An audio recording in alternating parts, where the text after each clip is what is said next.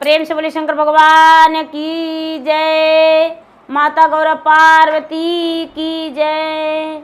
गणपति ललनवा की जय। हर हर महादेव। देवों का देव महादेव जी के चरण में प्रणाम करती हूँ, मेरा प्रणाम स्वीकार हो। माता गौरी पार्वती के चरण में प्रणाम करती हूँ, मेरा प्रणाम स्वीकार हो। गणपति ललनवा के चरण में प्रणाम करती हूँ, मेरा प्रणाम स्वीकार हो। सब देवी देवताओं के चरण में प्रणाम करती हूँ, सब गुरु भैया बहना के चरण में प्रणाम करती हूँ। जो भी मेरे कथा कहानी सुन रहे हैं सब गुरु भैया बहना के चरण में प्रणाम करती हूँ। माता पिताजी के चरण में प्रणाम करती हूँ, मेरा प्रणाम स्वीकार हो। गुरु भाई बहना, मैं ये कथा सुनाने जा रही हूँ, इस कथा को पूरा सुनिए और रहस्य जानिए। आदि नहीं, आदि सुनने में शिव गुरु का अपमान होती है, पूरा सुनने में भगवान दया करते हैं, कृपा करते हैं, पुत्रों की रक्षा करते हैं, घर में सुख शांति मिलती है, घर में लक्ष्मी माता का आवाहन होती है। इसलिए कथा को पूरा सुनिए और रहस्य जानिए। हर हर महादेव, घर घर महादेव। गुरु भाई बहना, एक गांव में एक सपेरा रहते थे। जो सपेरा थे वो भगवान के सच्चे भक्त थे। भगवान के बड़ी पूजा पाठ में उनको आस्था था, बड़ी पूजा पाठ किया करते थे, भक्ति किया करते थे। और सपेरा जो थे सांप पकड़ के और उससे नाच दिखाते थे और उसी से 2 पैसे कमाते थे और अपना परवरिश करते थे। सपेरा और सपेरिन दोनों जो थे, दोनों वही करते थे। धीरे धीरे समय बीत रहा था। सपेरा का एक लड़का हुआ। सपेरा को बहुत खुशी मिला। ए दीदी, सपेरा का फिर से 2-3 वर्ष बाद एक बेटा हुआ। समय बीतते बीतते दीदी 4 बेटा हो गया भैया। और जब 4 बेटा हो गया तो सपेरा का घर में खर्च बढ़ गया, लेकिन आमदनी वही रहा। सपेरा और सपेरिन दोनों वही काम करते थे, सर्प को पकड़ से के और नाच दिखा के गांव गांव और 2 पैसे कमा के अपना रोजी रोटी करते थे। एक दिन का बात है भैया कि सपेरा का तबीयत खराब हो गया। और जब सपेरा का तबीयत खराब हो गया तो सपेरा के घर में एक अन्न नहीं था, एक अन्न नहीं था। कई दिन बीमार रह गए सपेरा। सपेरिन जो थी बड़ी उदास थी कि मेरा घर में एक अन्न भी नहीं है, बच्चे को क्या भोजन बना कर देंगे। बच्चे थोड़े थोड़े बड़े थे, कोई 12 का उम्र था तो कोई 14 का उम्र था तो कोई 10 का था, कोई 8 का था। यही उम्र बच्चन का था दीदी। चारों बच्चन भूखा, किसी के यहाँ से मांग चांग के 1 से 2 दिन गुजर किया, लेकिन कई दिन गुजर होता मांग चांग के। सपेरिन का जो हालत था वो बिगड़ता जा रहा था। टेंशन में, मेरे पति बीमार हैं, मेरा बेटा भूखा है, मैं क्या करूं।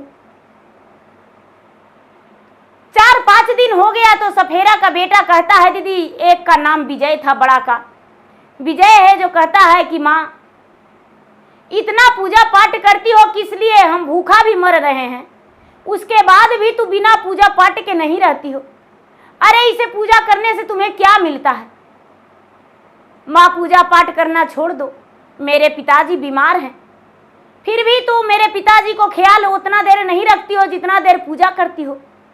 मेरे पिताजी बिस्तर पे लेटे रहते हैं लेकिन हर हर महादेव जापते रहते हैं, लेकिन महादेव जी मेरे पिताजी के लिए क्या किए। अरे मैं तो भूखा मर रहा हूं। सपेरिन कहती है, बेटा मैं तुम्हारे आगे हाथ जोड़ती हूं, लेकिन मेरे भगवान को अपमान मत करो बेटा। ए दीदी, जब भूखे रहते कई दिन बीत गया तो बेटा विजय कहता है कि माँ मैं जा रहा हूं, पिताजी जो काम करते थे वही काम करने। देखता है विजय तो पिताजी का जो सर्प था पेटार में दीदी, पेटार में वो बिना अन्न पानी के, बिना भोजन के पेटार का सांप पेटारे में मर गया। कहता है माँ पिताजी का सर्प को तो कोई ख्याल नहीं रखी, सर्प मर गया। माँ अब हम कैसे नाच दिखाएंगे, कैसे कमाएंगे 2 पैसा। सपेरिन कहती है कि बेटा ये बड़े खतरा का काम है बेटा, खतरे से मत खेलो बेटा, तुम ये काम मत करो। विजय कहता है कि नहीं माँ, हम जाएंगे माँ, और हम सर्प पकड़ के और हम तमाशे दिखाकर और कुछ ना कुछ आज शाम को लेकर आएंगे, जिसमें अपने पिता को भोजन भी करवा सकूं और तुम्हें भी भोजन करवा सकूं। माँ, बेटा वही होता है जो माता पिता का सेवा करता है, माता पिता को खुश रखता है, और मैं अब बड़ा हो चुका हूं। विजय इतना कह के निकल गया दीदी। जब विजय निकला तो विजय का जो छोटा भाई था सौरभ, वो भी निकला। सौरभ के साथ राजीव था, वो भी निकला, और राजीव से छोटा करण था, वो भी निकला। चारों भाई निकल गया और जंगल की ओर चल दिया दीदी। जंगल की ओर जाते जाते जाते जाते इधर उधर सांप ढूंढने लगा, बांसुरी बजा के, बीन बजा के सांप को ढूंढने लगा। बीन बजाते बजाते बजाते बजाते दीदी एक बहुत बड़ा झाड़ी था, झाड़ी में से एक गरजता हुआ सर्प निकला, बहुत बड़ा विषैला, और विजय के पास आ गिरा। विजय उस सर्प को पकड़ने लगा, और सर्प के पकड़ के उसका विष जो था उसको चिमटा से तोड़ने का, निकालने का कोशिश किया। तो सर्प कहता है कि सोने मिले को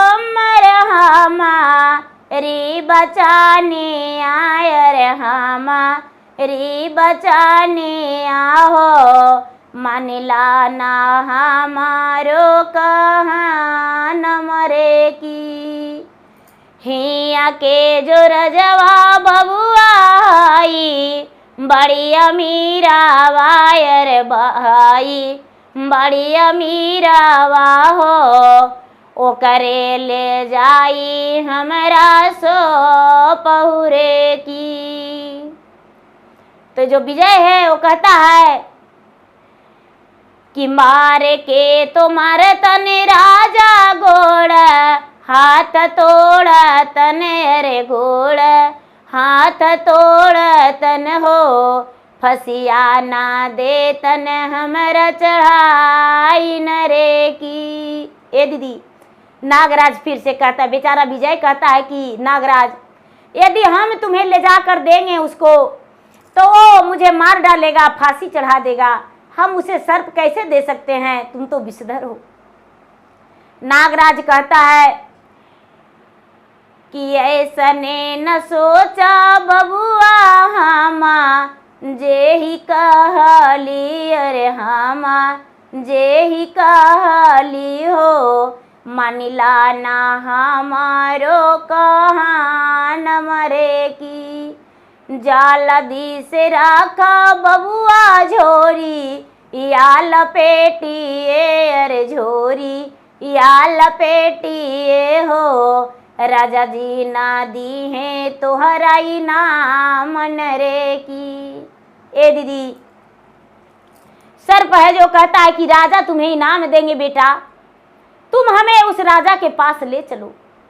ए दीदी, चारों भाई जो था, चारों भाई विजय हाथ में ले लिया, तीनों भाई पीछे पीछे चल दिया जल्लाद बन के। राजा के राज दरबार में खड़ा हो गया। द्वारपाल था दीदी दरमान, जो कहता है कि भाई क्या काम है, कोई काम करने मांगने आए हो या तो कुछ मांगने आए हो भोजन के लिए, बतलाओ। चारों भाई कहता है कि नहीं, हम सिर्फ राजा से मिलेंगे, हम राजा से मिलेंगे, हमको राजा से मिला दीजिए। जब राजा जो थे दीदी, राजा चंद्रभान सिंह अंदर में राजमहल में विश्राम कर रहे थे और कहने लगे कि कौन मुझे पुकार रहा है। दरमान जब जाकर बोला, राजा आए तो कहते हैं कि ये राजा साहब, हम आपको कुछ इनाम देना चाहते हैं। राजा बोले कि क्या? तो राजा साहब अपने हाथ फैलाइए। जब जो सर्प था दीदी, विजय हाथ डाला झोरी में तो सर्प को निकाला दीदी, तो सुंदर सा हीरो का हार था। हीरा का हार देखकर राजा बड़े चकित हो गए, और विजय भी चकित है कि अरे हमने तो सर्प पकड़ा था, लेकिन ये तो हीरो का हार है। ये तो नौलखा हीरो का हार है, लेकिन अब तो हम कबूल कर लिए हैं। सर्प बोला है राजा को देने को लिए, राजा को देना जरूरी है, इसे लौटा कर भी नहीं ले जा सकते हैं। ये तो लगता है कोई चमत्कार है। दीदी विजय क्या किया, राजा के हाथ में वो हीरो का हार सौंप कर कहता है कि हे राजन, आप अपने पत्नी को ये उपहार दे दीजिएगा, क्योंकि ये तो आपके घर में ही शोभेगा, मेरा घर में नहीं शोभेगा।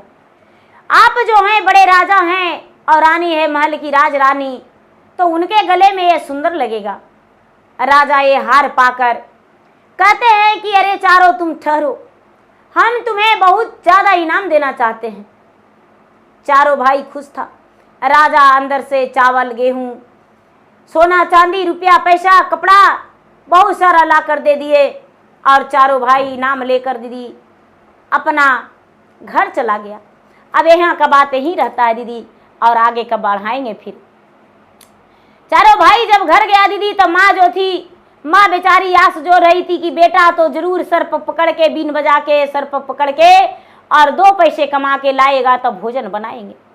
बेटा जो है ठेला पर लेकर दीदी सामान पहुंचा, सोना चांदी, हीरा मोती, चावल दाल, गेहूं, आटा, साग सब्जी, कपड़ा सब कुछ लेकर पहुंचा। जो सफेरिन थी वो कहती है कि बेटा तुम्हारा पिता जो है ईमानदारी के खाना खाते थे, ईमानदारी से कमाते थे, लोगों 1-1 पैसा देता था तो कुछ जमा हो जाया करता था, तुम्हारा प्रतिपाल किए हैं, लेकिन तूने ऐसा अपराध क्यों किया बेटा? तूने ऐसा अपराध क्यों किया? किसी को मार लूट करके घर में डका डाल के और इतना धन ले आया है। विजय कहता है कि नहीं माँ, पाप का धन वो खाता है जो निकम्मा नकारा रहता है, पाप का धन वो खाता है जो कोढ़िया अंधरा लंगड़ा रहता है। अरे माँ, मेरा महात तो कितना मजबूत है, मेरे पिताजी मुझे जन्म दिए हैं, माता ने दूध पिलाकर पोसी पाली है, तो मेरा तन मजबूत है, माँ मेहनत करके लाया हूँ। माँ बोली बेचारी सफेरिन, बेटा तू इतना धन कहाँ से लाया? माँ मुझे राजा साहब इनाम दिए हैं, जब हम जंगल में बीन बजाने लगे तो एक बहुत बड़ा नाग मिला और उन्होंने बोला कि तुम मुझे राजा के पास पहुंचा दो। राजा के पास पहुंचाए तो नाग तो हीरो का हार बन गया था माँ, और जब हीरो का हार बन गया था तो राजा ने ये सब इनाम दिए हैं। सफेरिन कहती है कि देखो बेटा, ये भगवान का चमत्कार है, महादेव का कृपा है बेटा कि जो इतना संपत्ति मुझे मिला भगवान ने दिया है। चारों पुत्र स्वीकार लिया माँ को बात। पहला जो था भगवान के मंदिर में भोजन बना के सफेरिन और चढ़ावा चढ़ा दी। हे भगवान, आप कई दिन से भूखा हैं, आप कई दिन से भूखा हैं, आप पहले भोजन कर लीजिए तभी पति को खिलाएंगे।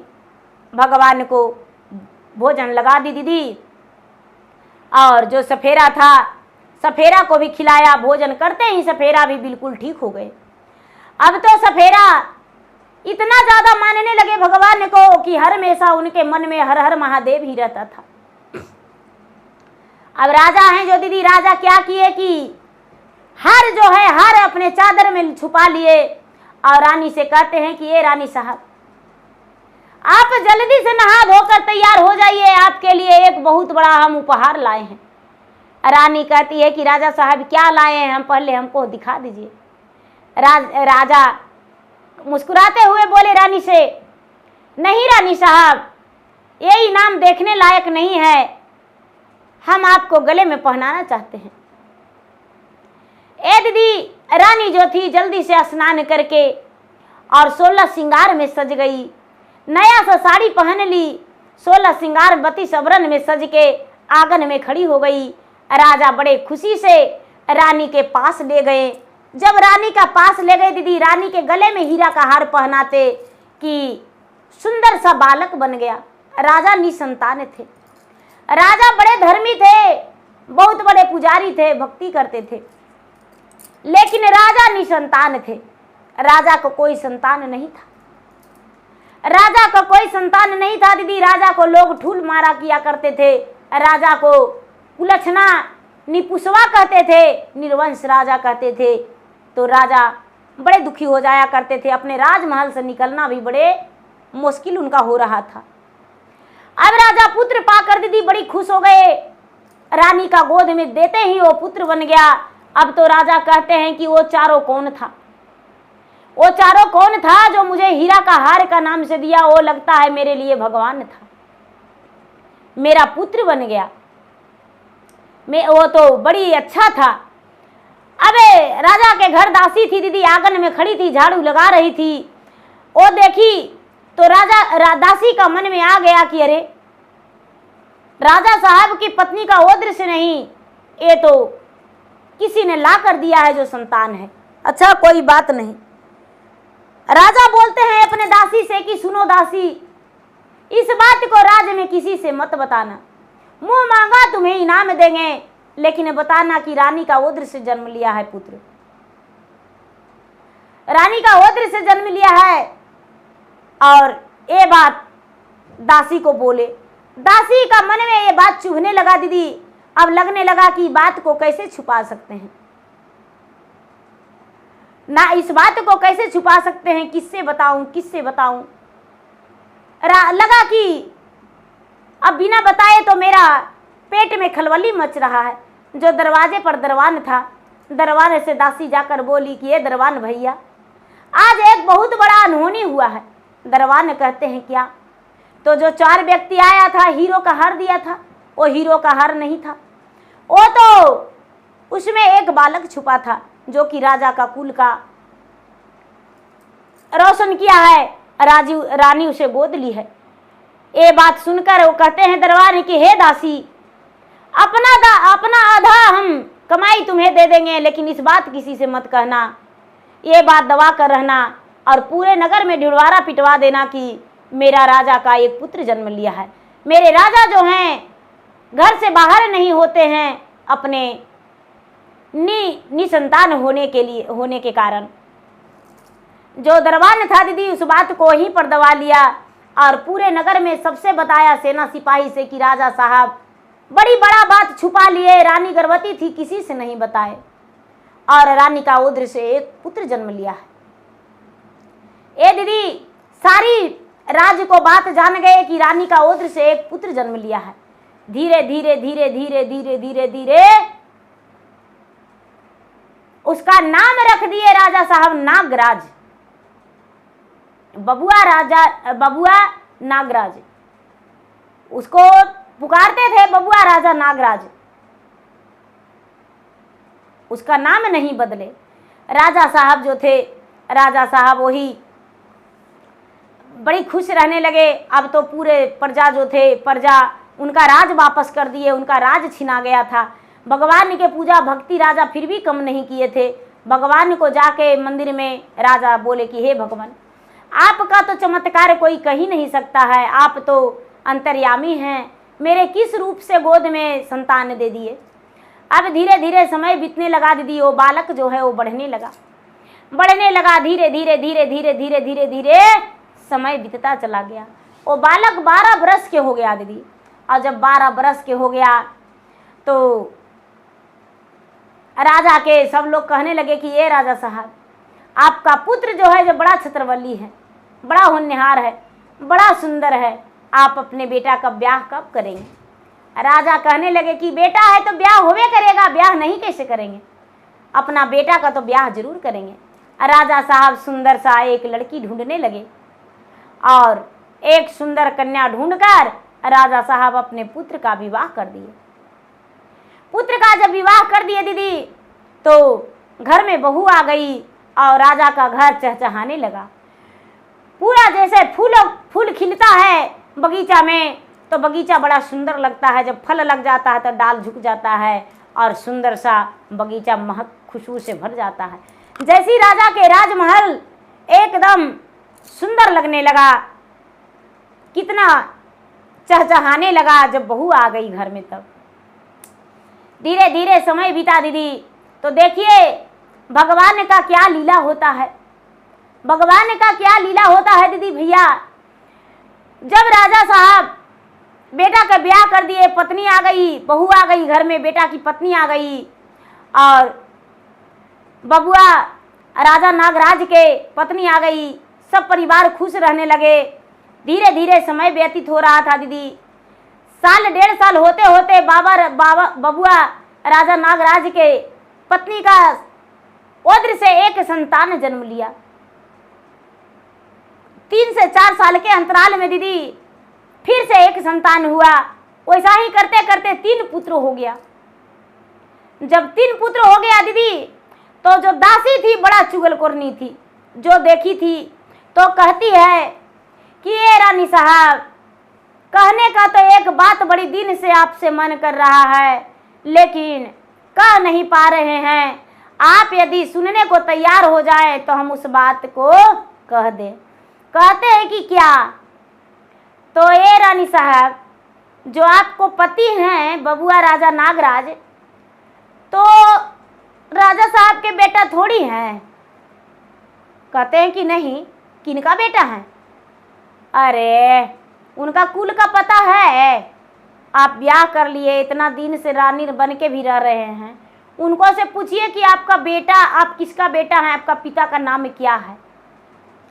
सारी कहानी बता दी दीदी कि एगो सफेरा आया था और एगो हार ले लेता, हार दिया, उसी में से निकला है से ये राजा का बेटा नहीं है। स्त्री का जाति थोड़ा सा अपना मन में भर ली दीदी और सोचती है कि अपना पति से पूछेंगे। एक दिन अपना पति से पूछी कि ये स्वामीनाथ, आपका कुल का पता नहीं है, आप किसके बेटा हैं और आपके माता का नाम क्या है, पिता का नाम क्या है। कहते हैं बबुआ राजा नागराज की, अरे मेरे पिता यही है, माता यही है, कोई और नहीं। तुम्हें ये सब बात किसने कह दिया? डांट दिया। और जब डांट दिया दीदी तो पत्नी उदास हो गई और दूसरा दिन मन में सोचने लगी कि मेरे पति मुझसे सच नहीं बताते हैं। दासी से बोली वो रानी, नई रानी कि ये दाई माँ, वो तो बताने का तैयार ही नहीं है, मैं उन्हें क्या करूं, कैसे उनसे पूछूं कि जो वो बता देंगे। कहते हैं वो दाई माँ बोली कि अरे तुम बोलो कि आप यदि मुझसे प्यार करते होंगे तो मुझे सच बताइएगा, नहीं तो अपना गर्दन में तेगा लगाकर 2 खंड कर लेंगे, तुरंत पटापट बता देंगे। नई रानी जो थी दीदी, बबुआ राजा नागराज के पत्नी, गई अपने कमरे में पति के साथ और कहती है कि स्वामीनाथ, अपना कुल का पता मुझे बताइएगा कि नहीं।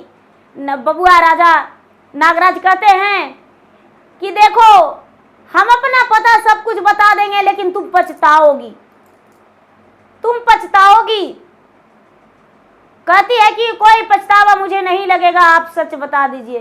सच में पछतावा कैसी? नागराज कहते हैं कि सच में पछतावा तो इतना लगेगा कि तुम्हें दिन भी रात दिखेगा और रात भी रातें दिखेगा, कभी तुम्हारे लिए सवेरा नहीं होगा। रानी जो है कहती है कि ये कोई बात नहीं है, हम सह लेंगे, लेकिन अपना सच बताइए। कहते हैं कि ठीक है, कल के दिन में जाके गंगा के घाट को सजा देना। अब गंगा के घाट के सजा के और पूरा फूल माला चढ़ा देना, सजा देना, पूरा प्रसादी चढ़ा देना और गंगा के घाट पर हम आधी रात में जाएंगे और वहीं पर तुम्हें सच हम बताएंगे। बोले कि ठीक है। अब दीदी, अब कटोरी में दूध रख देना, कटोरी में दूध और धान्य के लवा रख देना, हम तुम्हें सच अपना बता देंगे। दीदी जो ये नागराज था अपने पत्नी को बोला।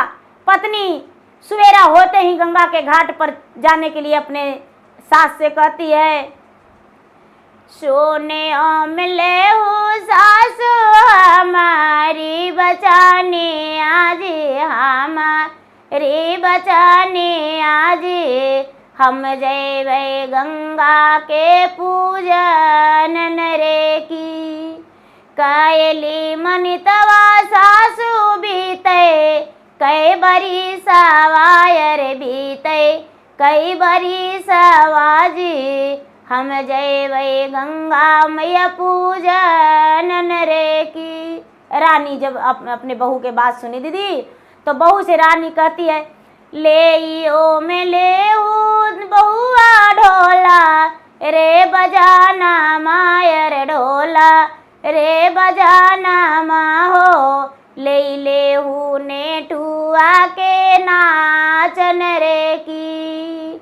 लेइयो में लेहू बहुआ सखी, या सले हारा यर सखी, या सले हारा हो, लेहू फूलवा के हारन रे की।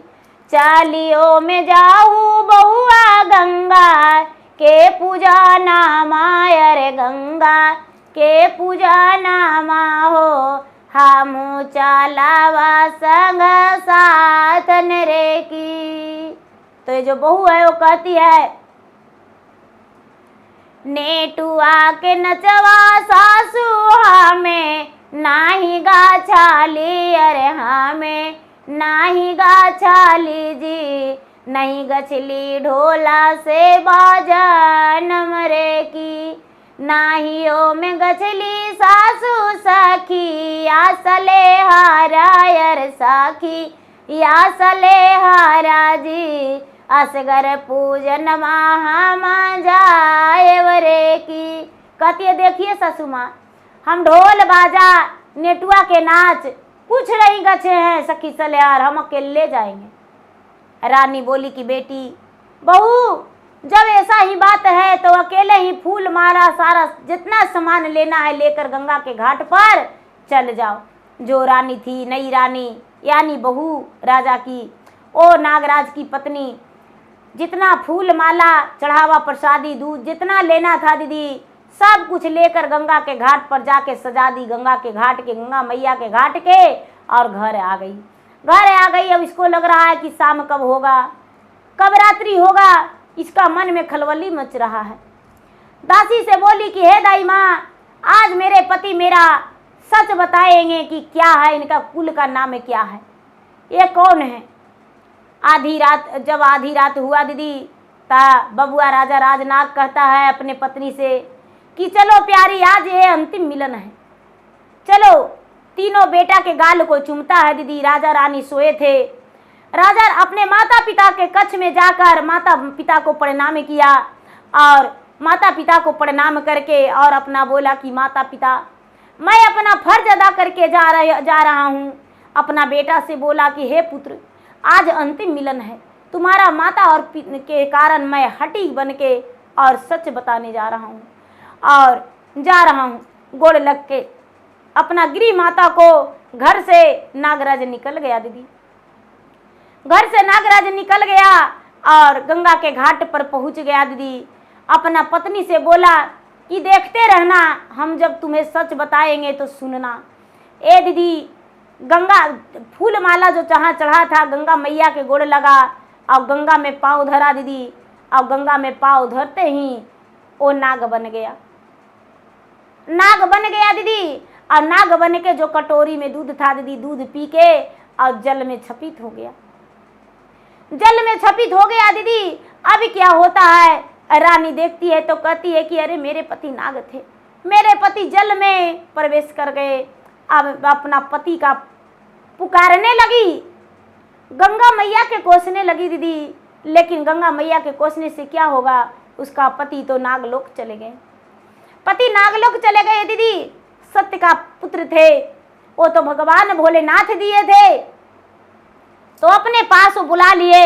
अब क्या होता है, जो बबुआ राजा नागराज के पत्नी जो थी वो घर आ गई, अपना सास के जगाती है कि ए माँ जी, हम नहीं जानते थे और हम हट जिद कर दिए आपको बेटा के सच्चाई जानने के लिए, और आपको बेटा जो हैं मुझे सच्चाई बताने के लिए गंगा के घाट पर ले गए, और गंगा में वो डूब गए, वो पता नहीं है। हमको पति चाहिए। राजा को ये बात पता चला, तुरंत ही राजा मल्लाह को लेकर गए, जाल मरवाए दीदी, लेकिन बहुत जाल मरवाए, बबुआ नहीं पता लगा। गंगा में कितना डीजल फिटर सेट कर दिए, लेकिन नहीं सूखा गंगा, और नहीं पता चला। कई दिन बीत गया दीदी, लेकिन बबुआ को पता नहीं चला। राजा का ओठ सूख गया, पूरे चिंतित हो गए राजा। अब रानी भी बड़ी चिंतित रहने लगी, बड़ी दुखी रहने लगी।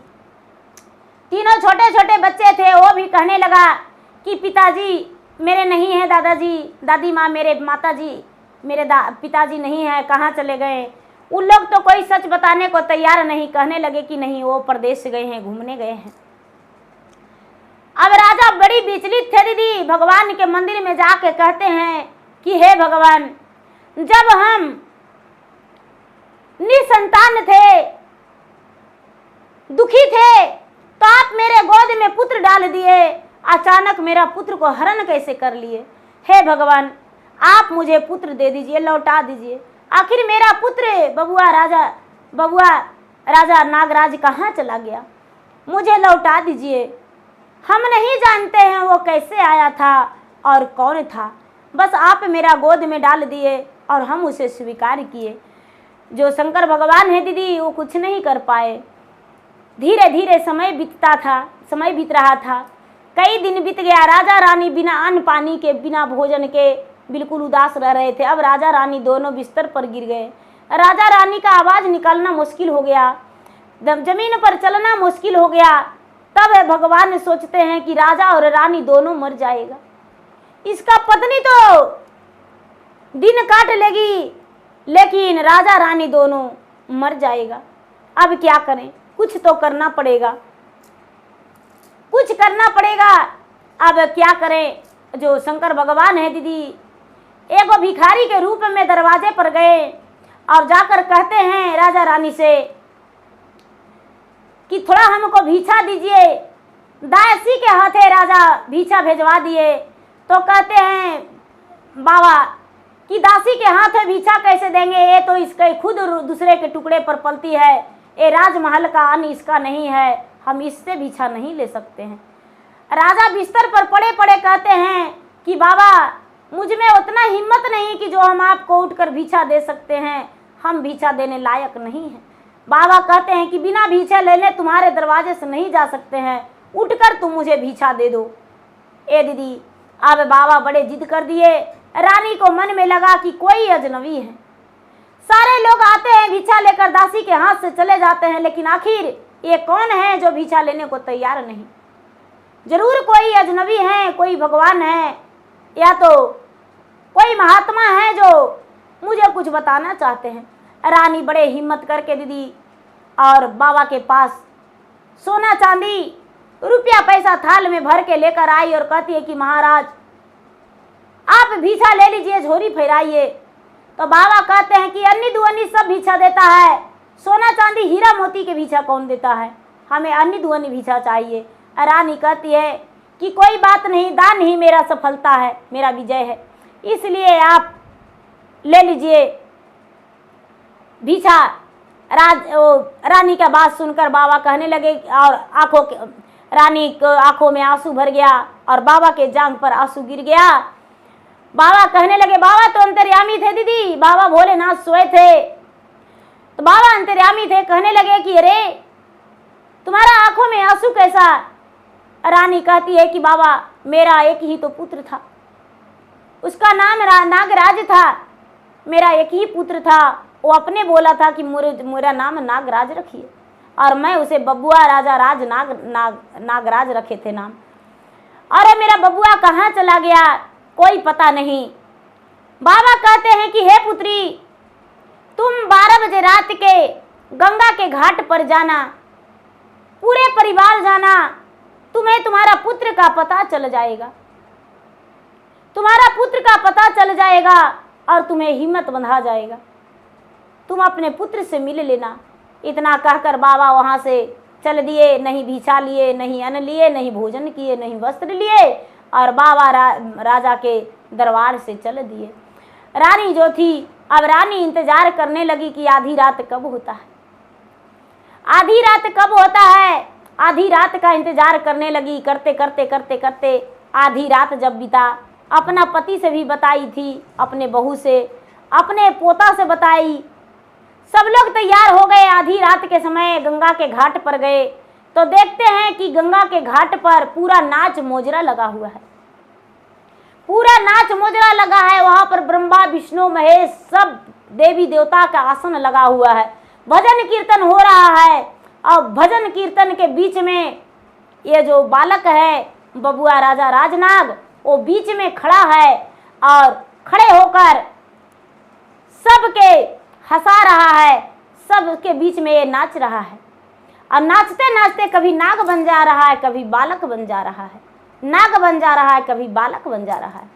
दीदी रानी देखते देखते देखते देखते उठकर खड़ी हो गई और कहती है कि बबुआ तू तो मेरा पुत्र है, बबुआ तू मेरा पुत्र है, मेरे गोद में आ जाओ, मैं तुम्हें अपना दूध पिलाकर पाली हूं।